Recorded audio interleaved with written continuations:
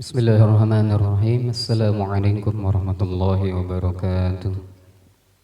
Subhanallah bihamdihi, Allahumma salli wa sallim wa barik ala habibina Muhammad wa ala alihi wa sahbihi ajma'in wa barik sallim. Asyhadu an la ilaha illallah wa asyhadu anna Muhammadan abduhu wa rasuluhu la nabiyya ba'dah. Jamaah zuhur yang dirahmati oleh Allah Subhanahu wa taala. Alhamdulillah pada kesempatan ba'da zuhur kali ini insyaallah kita masih mendapatkan nikmat hidayah serta inayah dari Allah Subhanahu wa taala dan nikmat kesehatan, sehingga insyaallah pada zuhur ini kita masih bisa menyimak sebuah kajian yang cukup penting untuk kita semua, yaitu ketika anggota tubuh memberikan persaksian. Insyaallah akan disampaikan oleh Al-Ustaz Al-Kiram Al-Ustaz Abdurrahman Saleh MSI. Alhamdulillah telah hadir di tengah-tengah kita. Pada seluruh jemaah, insyaallah ada beberapa informasi yang perlu kami sampaikan. Yang pertama terkait dengan progres pembangunan masjid yang merupakan bagian dari program Sekolah Impian Nurul Taqwa yang merupakan program Ziswaf Indosat Uridu Hancisen yang berada di Desa Cijeruk dan daerah Bogor ya, Desa Cijeruk, daerah Bogor. Insyaallah masih dalam tahap pembangunan masjid dan pembebasan lahan. Mari sama-sama kita memberikan sumbangsi terbaik dan doa terbaik agar diberikan kelancaran insyaallah. Karena itu salah satu legasi buat kaum muslim dan muslimah Indosat Uridu Hancisen insyaallah. Kemudian yang kedua, jamaah rahimakumullah, buat para jamaah yang belum mengikuti kegiatan tahsin secara offline, kami persilakan untuk hadir di hari Kamis jam 7 sampai jam 9 pagi di Masjid Nurul Taqwa ini, di ruang utama ini insyaallah. Dari pada seluruh jamaah kami persilakan untuk langsung datang dan mengikuti kegiatan tersebut dan mengisi absen nanti insyaallah ya. Dan terakhir ya marhamakumullah, kami informasikan juga bahwa Ziswaf Uridu Hancisen memiliki beberapa program yang telah digulirkan. Mari sama-sama kita ikuti dan kita ikut sumbangsi di dalamnya dan ambil manfaat di dalamnya. Salah satunya adalah nanti akan diadakan kegiatan Tibun Nabawi Expo yang insyaallah akan memberikan informasi serta pemahaman khusus terkait dengan pengobatan ala Nabi. Nah, insyaallah dengan infak kurang lebih sekitar 89.000 ya kalau nggak salah. Nah nanti insyaallah jamaah akan diberikan pemahaman terkait dengan pengobatan ala Nabi dan juga ada beberapa terapi yang akan diberikan insyaallah. Mari sama-sama kita ikuti nanti ya, kalau insyaallah dalam waktu dekat di pekan ini. Itu saja yang dapat kami informasikan pada Ustaz Falyatafadhal Mashkur. Insyaallah setelah materi kita akan buka sesi tanya jawab nanti jam 1 kurang 7 menit Ustaz. Kita akan tanya jawab insyaallah. Pada Ustaz Falyatafadhal Mashkur. Assalamualaikum warahmatullahi wabarakatuh.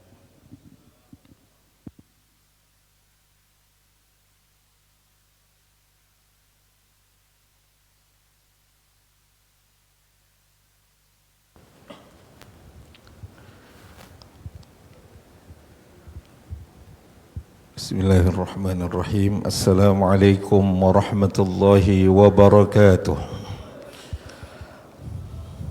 Innal hamdalillah nahmaduhu wa nasta'inuhu wa nastaghfiruhu wa nastahdihi wa natubu ilayhi wa na'udzu billahi min shururi anfusina wa sayyiati a'malina. May yahdihillahu fala mudilla lahu wa may yudlil fala hadiya lahu.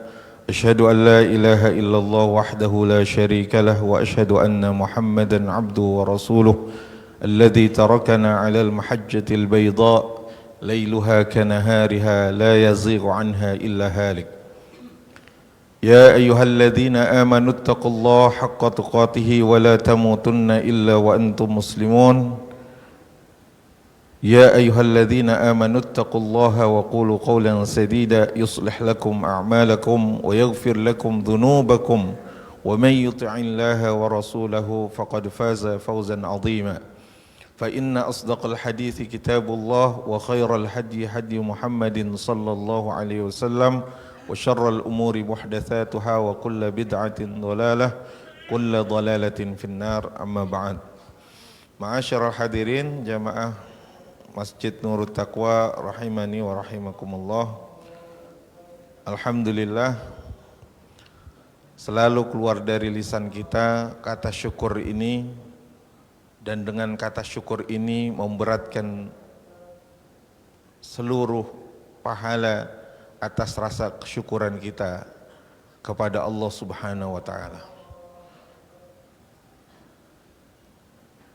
Di mana nikmat sehat dan nikmat iman ini merupakan nikmat terbesar yang diberikan oleh Allah Subhanahu wa taala, dan banyak di antara kita yang lupa. Ni'matani maghbunun fihima katsirun minan nas. Ada dua nikmat yang banyak orang terlena dengan dua nikmat tersebut, yaitu as-sihhatu wal faragh, waktu sehat kemudian waktu luang. Semoga dengan adanya kita duduk di majelis, salah satunya adalah untuk memperkuat keimanan kita kepada Allah Subhanahu wa taala. Ini juga salah satu yang kita harapkan mendapatkan ganjaran dari Allah Subhanahu wa taala di akhirat nanti. Jamaah yang dimuliakan Allah Subhanahu wa taala, tema pada siang ini adalah ketika anggota tubuh memberikan persaksian. Allah Subhanahu wa taala berfirman di dalam surat Yasin ayat 65. Ini bisa dicatat dan kalau bisa ini dijadikan satu tempelan ya di depan meja kerja kita atau di depan rumah kita ataupun juga boleh di kamar kita. A'udzu billahi minasyaitonir rajim. Al-yawma nakhtimu ala afwahihim wa tukallimuna aydihim wa tashhadu arjuluhum bima kanu yaksibun. Allah Subhanahu wa taala berfirman, "Al-yawma nakhtimu ala afwahihim." Pada hari ini kami tutup mulut mereka. Wa tukallimuna aydihim, dan berkatalah kepada kami tangan mereka. Wa tashhadu arjuluhum, dan memberikan kesaksian kaki mereka bima kanu yaksibun, terhadap apa yang dahulu mereka kerjakan.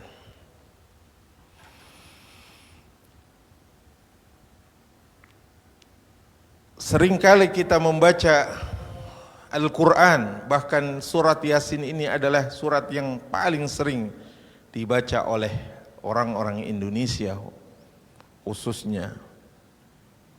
Dan memang Yasin itu adalah qalbul Quran, jantungnya Al-Quran. Tetapi alangkah sayangnya ketika surat Yasin ini tidak ditadaburi dengan baik, tidak dijadikan pedoman hidup kita dengan baik. Ini saya rasa ada yang kurang tepat kalau kita sekedar membaca saja tetapi kita tidak tadabburi maknanya. Maka Syekhul Islam Ibn Taimiyah rahimahullah, beliau mengatakan bahwasanya adalah orang-orang yang termasuk ke dalam orang yang melalaikan Al-Quran adalah orang yang sekedar membacanya saja tanpa mendalami tadabbur ayatnya. Begitu jelas di sini surat Yasin ayat 65 memberi warning kepada kita, memberi peringatan kepada kita, siapapun kita, apapun jabatan kita, bagaimanapun tingginya stratifikasi sosial kita, tetap Allah Subhanahu wa taala akan menanyakan amal-amal kita semuanya. Balil insanu ala nafsihi basirah walau alqa ma'adhirah. Orang manusia itu tahu apa yang dilakukan dirinya, apa yang dilakukan, diperbuat selama di dunia ini, walaupun mereka memberikan ma'adhiro, argumentasi ketika berhadapan dengan Allah, nggak ada manfaatnya. Maka kalau kita bekerja, tuntunan kita jelas, ya. Tuntunan kita jelas bahwa Al-Quran ini menggait bahwasanya jangan sampai ketika kita diminta persaksian di hadapan Allah Subhanahu wa taala, isinya adalah kita banyak berbuat kecurangan. Ya, ini kita lihat di sini. Al-yauma nakhtimu ala afwahihim. Mulut kita dikunci. Wa tukallimuna aydihim. Tangan kita berbicara. Wa tashhadu arjuluhum. Kaki kita memberikan persaksian. Bima kanu yaksibun. Terhadap dahulu yang mereka kerjakan. Artinya manusia pada satu titik tidak bisa menggunakan logika berpikirnya. Manusia betapapun dia hebatnya, betapa dia mendapatkan gelar yang tinggi dalam akademis, misalnya profesor, tetap ketika berhadapan dengan Allah Subhanahu wa taala maka dikunci semuanya mulutnya. Kita lihat tafsirnya jemaah sekalian. Ya. Faidah yang pertama ya dari ayat ini adalah jangan sampai ketika kita berada di dunia ini melakukan kesyirikan, kekufuran dan kemunafikan. Alam a'had ilaikum ya bani Adam alla ta'budu syaitan innahu lakum aduwwum mubin. Alam a'had ilaikum ya bani Adam, bukanlah aku telah memerintahkan kepadamu wahai bani Adam alla ta'budu syaitan, supaya kamu tidak menyembah syaitan. Innahu lakum aduwwum mubin. Sungguhnya setan itu adalah musuh yang nyata. Nah, ini kita sering terjebak dalam, mohon maaf, di Indonesia ini kalau bicara tentang aliran-aliran sesat itu sangat banyak sekali. Tapi ketika kita mengatakan si fulan aliran sesat, maka mereka tidak menerima itu. Saya masih bertauhid kepada Allah. Saya masih meyakini Allah Subhanahu wa taala. Tetapi dalam praktiknya adalah banyak, ma'asyiral hadirin, banyak hal-hal yang bisa melunturkan akidah seseorang muslim.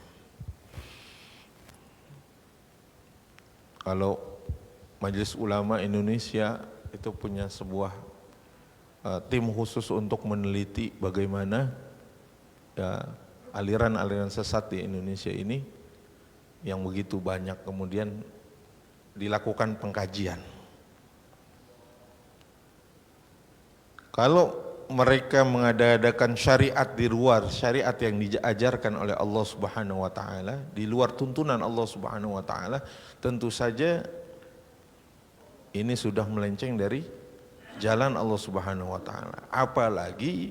Apalagi dalam kehidupan kita pernah tidak yakin kepada Allah Subhanahu wa taala atau melakukan kesyirikan kepada Allah Subhanahu wa taala. Innallaha la yaghfiru ay yushraka bihi wa yaghfiru ma duna dzalika liman yasha. Bahkan kalau syirik yang secara jelas ya kita pasti paham bahwa ada yang disebut dengan asyirkul akbar wa syirkul asghar. Syirik itu ada syirik besar, ada syirik yang kecil. Wa syirkul akbar yukhallidu sahibahu finnar. Yang dimaksud dengan syirik besar itu adalah mengekalkan orang yang melakukannya itu di dalam api neraka. Waliyadzubillah. Ini sangat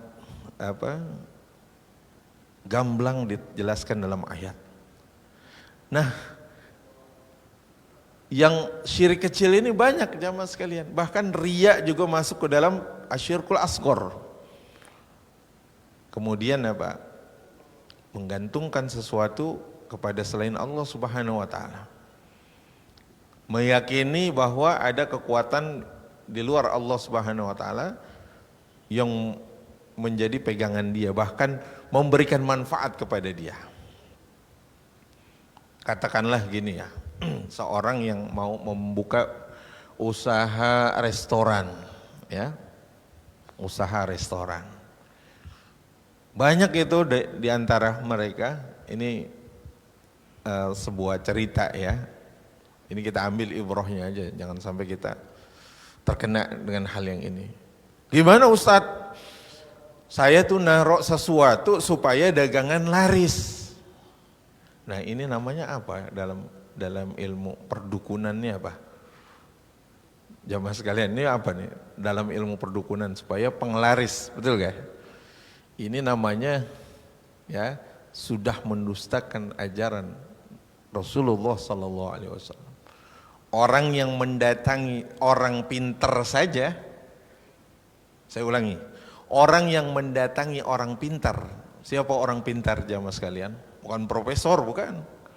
Orang yang di luar kenormalan, yang disebut kita paranormal. Yang datang kepada paranormal saja, ketika dia datang, dia mempercayai ucapan orang tersebut, kemudian dia meyakini dalam kehidupan dirinya, maka dia telah mendustakan Rasulullah Sallallahu Alaihi Wasallam, mendustakan ajaran Rasulullah. Dan barang siapa yang melakukan itu saja, sholatnya tidak diterima 40 hari lamanya. Bayangkan ya mas kalian, betapa Rasulullah Sallallahu Alaihi Wasallam itu mewanti-wanti kita jangan sampai ada sesuatu yang kita yakini lebih daripada Allah Subhanahu Wa Taala, apalagi meyakini satu benda itu dapat memberikan manfaat dan madarat. Ustadz, saya bawa keris ini, ya. Kalau saya bawa keris ini, saya kayaknya selamat dari bala. Kira-kira itu sering terjadi gak Pak? Sering terjadi di Indonesia? Kalau saya bawa satu tulisan ini, kemudian saya masukkan ke dalam kantong, ini membuat saya kebal, Ustaz. Ini hati-hati Pak. Ini sudah masuk yang namanya talbisul iblis. Tipu daya iblis yang kita tidak sadari. Waliyahudzubillah.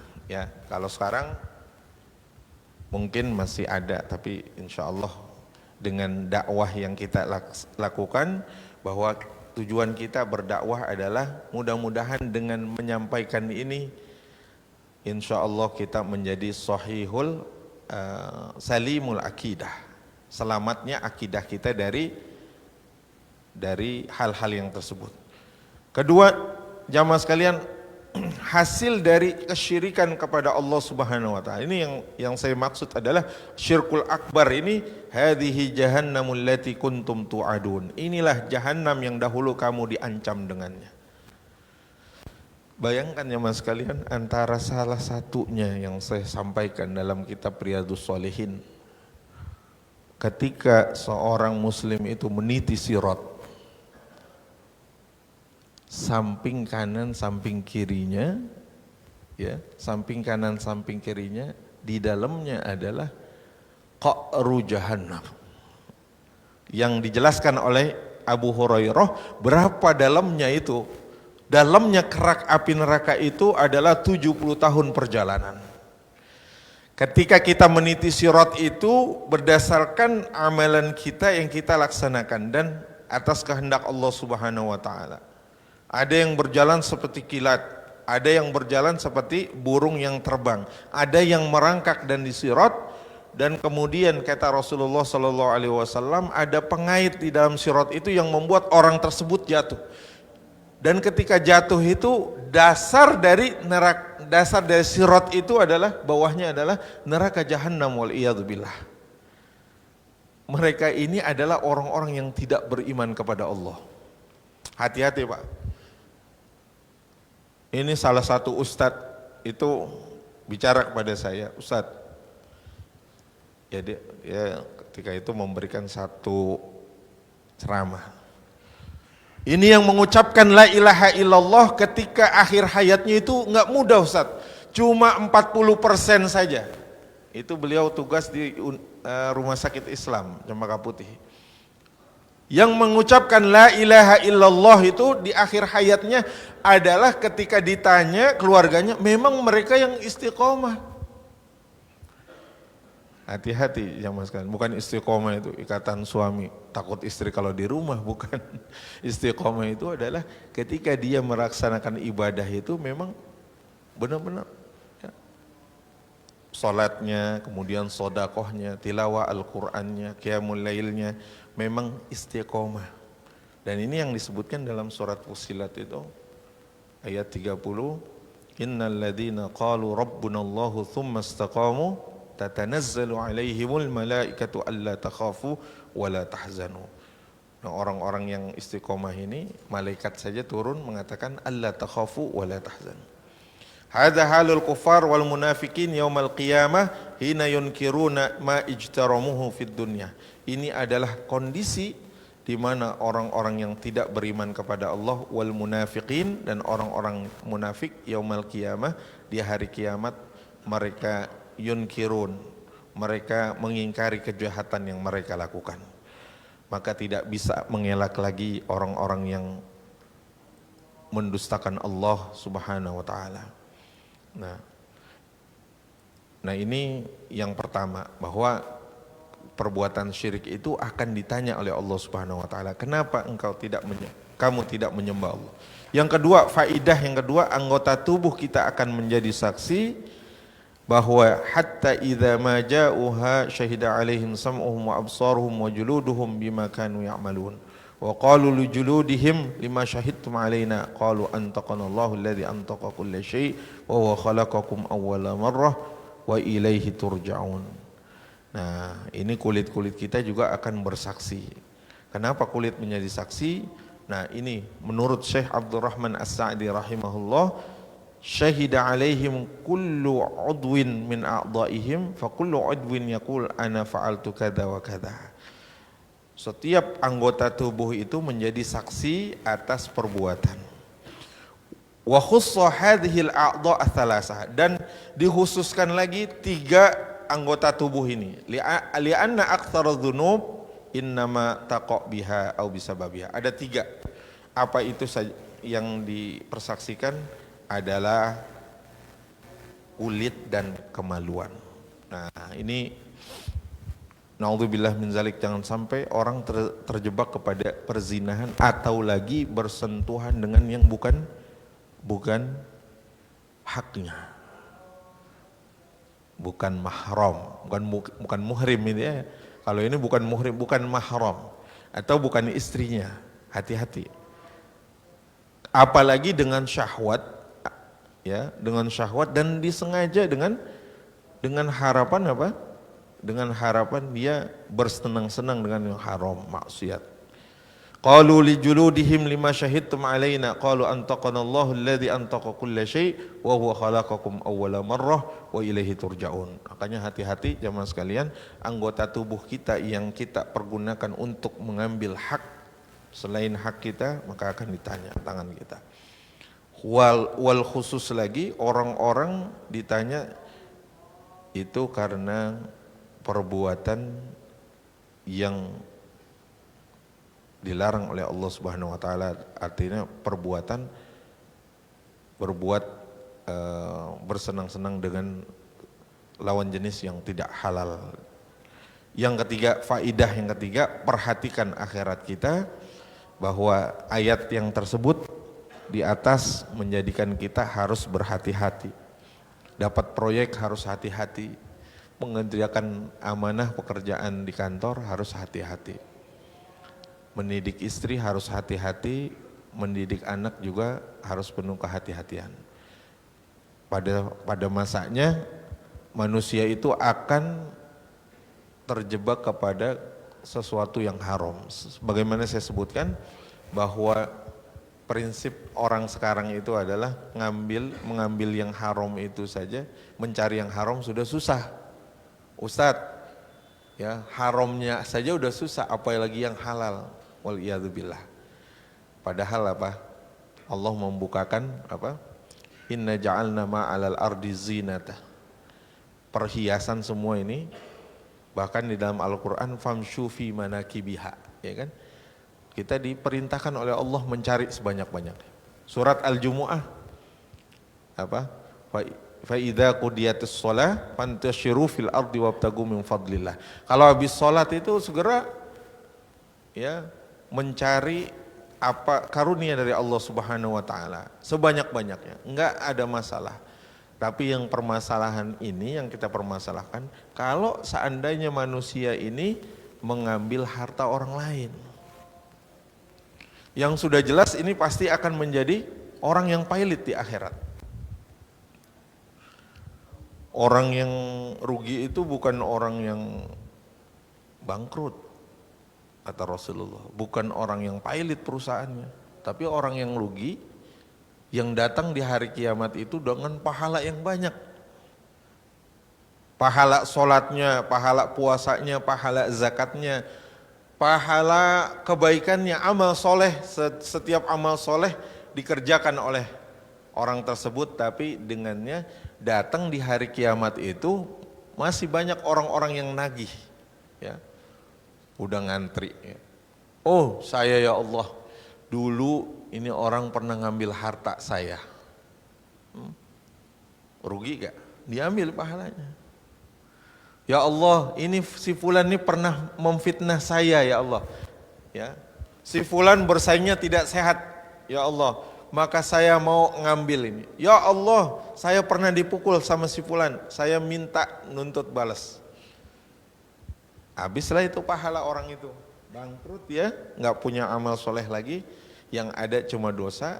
Kalau orang-orang masih ngantri, orang-orang yang datang kepadanya masih banyak, maka dosanya itu, dosa orang yang masih ngantri itu minta pertanggungjawaban ditimpakan kepadanya.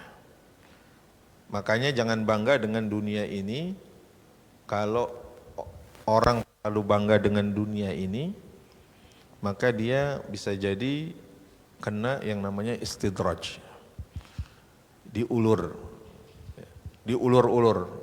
Kekayaan yang didapat itu bukan dari yang halal, tapi dia merasa nikmat. Hati-hati, ya. Ini ada kejadian, ya saya pernah diskusi sama orang, dia main sebuah trading saham yang sifatnya gambling. Ya, pialang saham. Dapat uang banyak, zaman sekalian, tapi nggak merasa uang itu dinikmati sama dia. Kerjaannya foya-foya aja. Dapat uang banyak, bless habis. Dapat uang banyak, bless habis. Dan timbulnya apa? Nggak ada ketenangan di dalam hatinya. Ternyata ketika dia hijrah, meninggalkan apa-apa yang mungkin tidak sesuai dengan pendapatnya para fuqaha, bahwa muamalah yang seperti ini masih diharamkan, muamalah ini belum masuk ke dalam kategori yang halal. Akhirnya dia hijrah, walaupun dikasih sama bosnya sekian puluh juta untuk dia kembali lagi menjadi, ya, bekerja di tempatnya sebagai seorang pialang saham. Dia nggak mau. Saya lebih baik buka usaha sendiri. Saya hijrah. Ternyata dengan adanya hijrah seperti itu, alhamdulillah, apa yang dihadapkan Pak? Alhamdulillah lebih tenang. Sholatnya 5 waktu bisa terjaga jemaah sekalian. Mau mendengarkan kajian ilmu, mau membaca Al-Quran, ada kesempatan banyak untuk berinteraksi dengan orang-orang soleh. Itu namanya kebahagiaan di dunia. Tapi kalau al-ajilah, sesuatu yang, ya, disegerakan di dunia ini, jamaah sekalian, Allah Subhanahu wa taala akan memberikan kesenangan dunia ini, cuma akhir-akhirnya diazab oleh Allah Subhanahu wa taala. Makanya Pak, saya mau tanya nih, Pak, kalau sodakoh itu mengharapkan pahalanya balasan 10 kali lipat di dunia apa mau di akhirat aja? Kalau orang sodakoh nih, ya, saya mau tanya, kalau antum sodakoh, antum memberikan kepada orang lain, itu mengharapkan balasan 10 kali lipat di dunia atau mau di akhirat aja? Yang enak apa? Di dunia atau di akhirat? Ustaz kabarin dunia akhirat, Ustaz. Janjinya apa? Fi kulli sumbulatin mi'atu habbah. Wow. Berarti kalau menumbuhkan 10 kali 100, 7 kali 100 berarti 700. Kalau bisa saya mau infaknya 10.000 diganti dengan berapa kali 700 tuh. Maunya manusia seperti itu. Ternyata ulama-ulama kita zaman dahulu Pak, maunya apa? Diganti di akhirat aja. Udah di dunia nggak dapat apa-apa, nggak apa-apa. Yang penting di akhirat. Karena apa? Wal akhiratu khairu wa abqa. Nah perhatian bagi kita bahwa akhirat ini harus menjadi tujuan kita, goals kita. Jangan sampai cuma di sini aja di dunia. Apa goals tahun 2023? Saat saya mau punya 2 rumah lagi. Oke, bagus goals dunia. Saya mau punya 3 mobil lagi keluaran terbaru. Ustaz. Nggak boleh menyebut merek di sini ya. Saya mau punya 3 mobil lagi. Insya Allah saya akan dapat target itu. Bagus, itu kehidupan dunia bagus. Tapi apakah antum pernah menulis goals akhirat? Kapan antum pergi haji? Kapan antum umroh? Kapan antum menghafalkan Quran? Kapan anak-anak kita bisa menghafal Quran 1 juz, 2 juz? Nggak pernah ditulis di dalam goals itu. Yang ada di dalam goals kita hanya sifatnya materi, dunia saja. Hati-hati kalau kita terkena istidraj, kalau kita disebut man kana yuridul ajilata ajjalna lahu fiha ma nasya. Nah, khususnya lagi saya mengingatkan jangan sampai yang haram itu ada di keluarga kita. Seorang ustadz itu disuruh berhenti oleh ayahnya. Udah, pokoknya kamu berhenti aja, urusin umat. Kenapa? Jangan sampai 1 kertas saja masuk ke rumah kamu, kamu jadikan buat anak istri kamu, sehingga harta kamu nggak berkah. Mendengar itu, dia introspeksi diri. Oh, kalau misalkan keadaannya dulu, kita gajinya pas-pasan, mengandalnya sabetan kanan kiri yang nggak halal, kalau gini terus ya nggak berkah. Akhirnya saya milih berhenti. Kenapa? Saya tekadkan untuk di jalan Allah Subhanahu Wa Taala. Walhasil apa jamaah sekalian? Anak-anaknya banyak yang mendapatkan apa? Ternyata mendapatkan pendidikan yang layak, bahkan bisa ke luar negeri, bisa ke Al-Azhar, bisa kemana. Itu karena apa? Karena apa? Keberkahan. Yang kedua jamaah sekalian, ternyata apa? Ya ini seorang ini ya, saya nggak sebutkan, ada seorang yang dulu dia seorang ASN yang penuh dengan harta. Kemudian nggak ada pikiran itu untuk berangkat ke tanah suci, nggak ada pikiran. Saya punya duit, ya, saya punya uang bisa untuk berangkat tahun sekian gitu ya, dengan mungkin haji plus. Tetapi ketika dia mendapatkan kesenangan itu, dia nggak pernah mikir dia harus haji, enggak. Akhirnya ketika pensiun dia urusin yang namanya tentang Islamic Social Fund, zakat ya. Dia berkhidmat untuk umat, nolong yang lain. Itu Masya Allah jalannya dulu dia punya uang nggak tergerak. Ternyata jamaah sekalian dengan adanya menolong itu, ya Allah mudahkan apa? Ada undangan dari raja. Masya Allah. Nggak terpikir tuh katanya, saya dulu punya banyak uang tapi kok nggak tergerak untuk ke tanah suci. Ingat, uang itu bukan segalanya, tapi mungkin segalanya harusnya pakai uang sekarang. Tapi uang bukan segalanya. Jamaah sekalian yang dimuliakan Allah Subhanahu Wa Taala, ya. Berarti ini fa'ayyul mu'minina aqyas qala aktsaruhum lil mauti dzikran.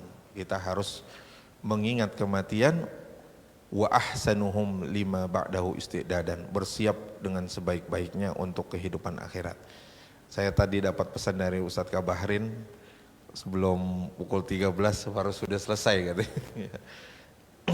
Intinya jamaah sekalian, apa yang kita lakukan di dunia ini akan ditanya oleh Allah Subhanahu Wa Taala. Kecanggihan sekarang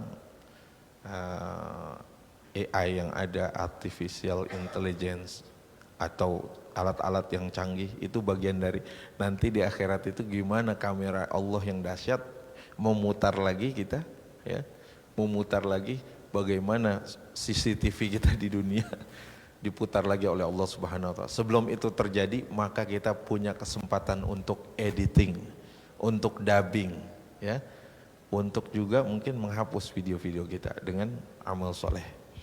Mudah-mudahan satu ayat dari surat Yasin ini menjadi bekal buat kita semuanya. Aku qouli hadza wa astaghfirullah li wa lakum.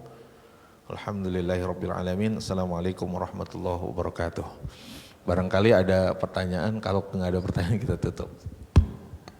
Baik, pada seluruh jemaah kami persilakan yang ingin bertanya terkait dengan masalah materi atau hal lain yang seputar materi juga boleh dipersilakan. Ustaz kabarin kalau ini ada kuis gak ini? Nggak ada kuis ya? Belum. Sebenarnya habis. Oh, sebenarnya ke depan habis, ya. kita adakan lagi. Ada satu pertanyaan Ustaz dari saya dulu, mungkin Ustaz sebagai pemicu pertanyaan lain. Jadi ini kan terkait dengan masalah bagaimana kita tuh berhati-hati untuk masalah amal perbuatan kita. Nah ini misalkan terjadi kejahatan dari pihak luar gitu, dari pihak eksternal kita atau orang yang jahat kepada kita. Misalkan kita dizalimi, dicurangi, ditipu. Yang sering terjadi adalah penipuan seputar masalah investasi misalnya. Nah ini ketika counterpartnya itu sesama muslim dan kita juga memiliki kebutuhan yang sangat tinggi akan dana tersebut misalkan. Nah ini apakah diperbolehkan atau salah satu atau tips ketika menghadapi permasalahan seperti ini seperti apa? Ketika si orangnya ini yang terzalimi ini merasa mentok gitu. Nah apakah dia diperbolehkan untuk mendoakan keburukan buat yang menipu tersebut dan seterusnya? Dan jika jalur hukum itu sudah mentok dan tidak bisa, nah ini sebaiknya seorang muslim ini terhadap orang yang dibencinya tersebut karena zalim sama dia seperti apa, dan apakah dia diperbolehkan untuk mendoakan yang buruk, misalkan diberikan musibah, kecelakaan dan seterusnya agar dia sadar, mungkin seperti itu. Seperti itu Ustaz. Tafadhol Ustaz. Jazakumullah khairan. Ini masalahnya jika ada sangkut paut atau hak yang terzolimi, pastinya dalam hukum Islam itu bisa diajukan kepada orang-orang yang berwenang ya dalam hal ini. Misalkan ada sengketa apa gitu kan, ini ranah hukum ya kepada hakim. Misalkan tadi ada investasi yang bodong gitu misalnya, atau dia tidak ada hitam di atas putih. Dalam hal ini kita menyikapinya, kalau misalkan teman dekat kita, memang sebaiknya kita preventif untuk hitam di atas putih.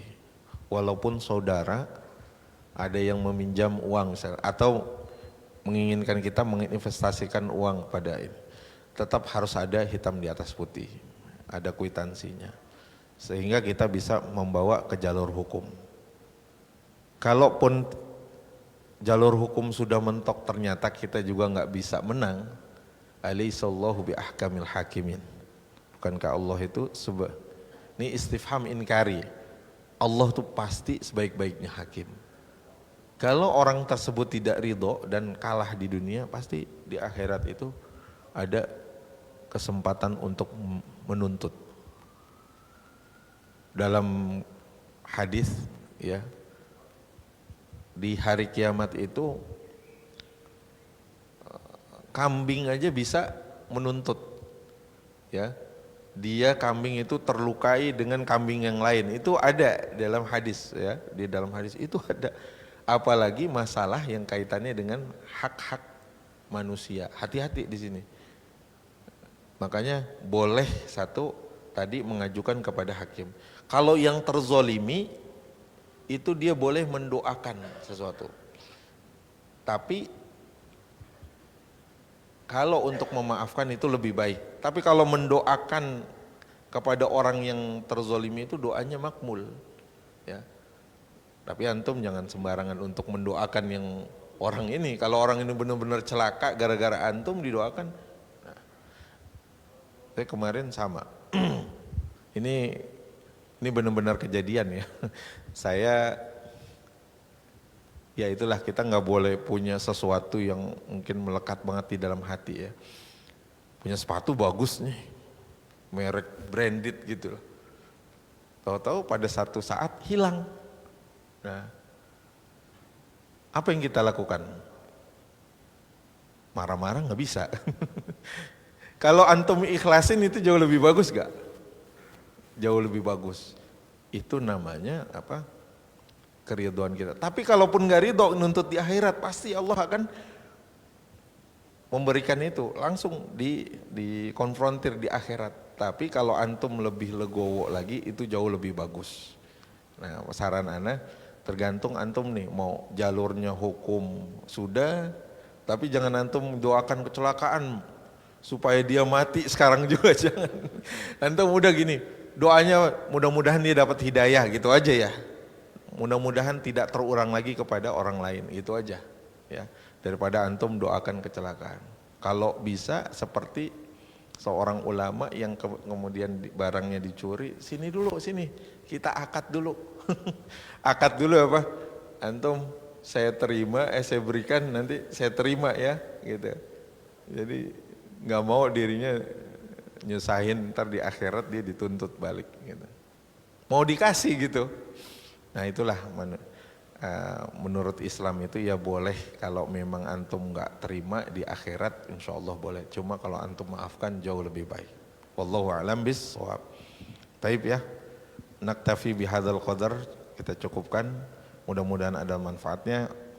Kita tutup dengan doa kafaratul majlis. Subhanakallahumma wa bihamdika asyhadu an la ilaha illa anta astaghfiruka wa atubu ilaik. Assalamualaikum warahmatullahi wabarakatuh. Waalaikumsalam.